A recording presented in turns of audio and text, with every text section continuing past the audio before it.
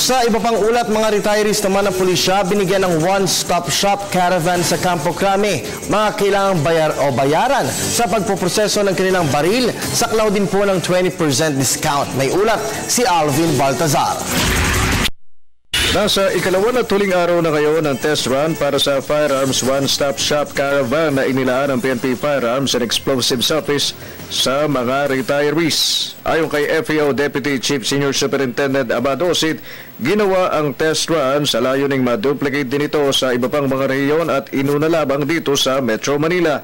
Sa pagtaya ng FAO, mayroong 40 hanggang 50,000 mga gun owners ang kabilang sa mga tinatawag na retirees. Saklaw din ang pribilehyo bilang mga senior citizen na mabigyan ng 20% discount ang mga retiradong police personnel at official na nagpoproseso ng papeles para sa kanilang mga baril. I-reflect sa ibang araw. Parang taste run lang natin ito. Inuna muna natin dito sa Metro Manila. Malaking ginhawa naman para sa mga retirado ang 2 araw na one-stop shop na naisip ng PNP FAO. Hiling lang ng isang retiree, sana'y magtuloy-tuloy ang ganitong setup ng Firearms and Explosives Office, hindi lang para sa kanilang senior citizen, kundi magkaroon din sana ng one-stop shop para sa lahat ng lehitimong gun owners. Sabi para sa retiree lang ito yung sa announcement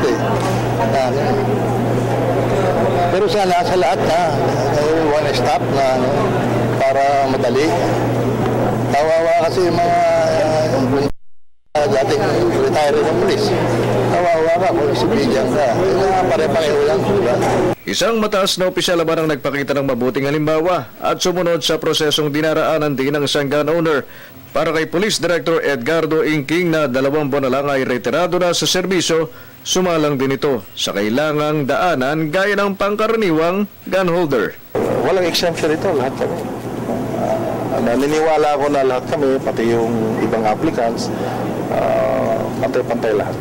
Positibo mga gun owners na simulan na ito ng mas magandang sistema ng pagsasaayos ng gun license requirements na bukod sa kumbiniyente ay mas mabilis. Sa loob lamang, maaaring matapos ang inaasikasong papeles ng baril kung may one-stop shop na sinisikap naman anya nilang dalhin sa iba pang regional offices.